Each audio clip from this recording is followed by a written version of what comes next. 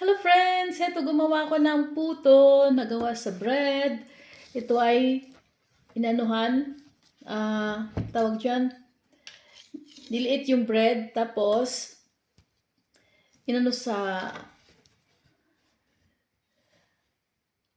Niliit tapos nilagyan ng gatas, itlog, baking, salt, sugar. Tapos, minix siya. Yan. Ito. In-steam ng 45 minutes tapos pinalamig at slice na lang para ilagay sa Tupperware ito.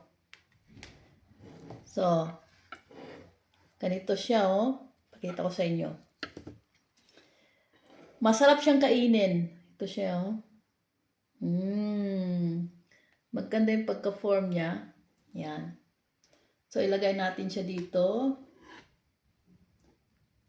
sa aking Tupperware.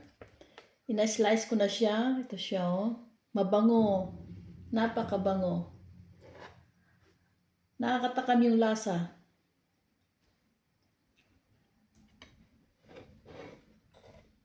Ito siya.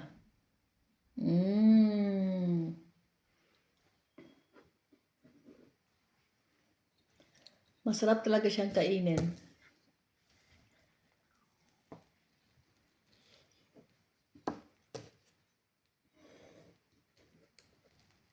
Yung kamay ko malinis. Yung form. Ito siya. So, kailangan palamigin para hindi maano yung slice. Mano ba masira, hindi masira. So, kailangan malamig siya. Ito siya yung yung slice ko. Yan. Lagay ko siya ulit dito. Oops. Tumba.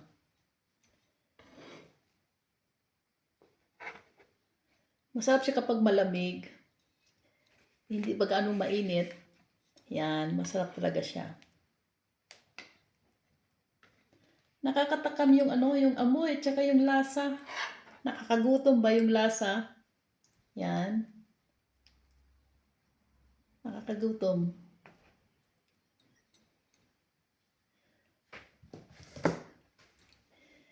Iba talaga pag ikaw mismo ang gagawa. Kasi, alam mo yung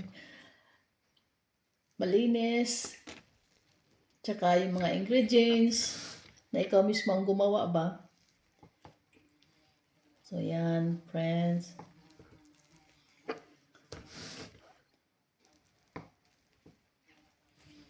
Kaysa bumili ka sa bakery, sobrang mahal. Yan. So, ito na siya. Yan siya. So, ilagay na naman natin to sa Tupperware.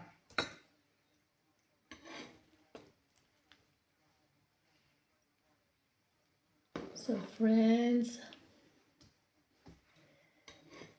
masarap talaga siyang kainin. Hindi ka talaga magsasawa. Sa lasa pa lang, maano ka.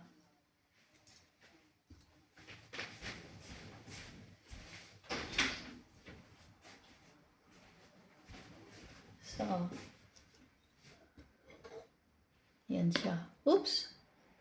Yung kamay ko malinis. Ooh! Iba talaga ikaw mismo ang gagawa. Kasi,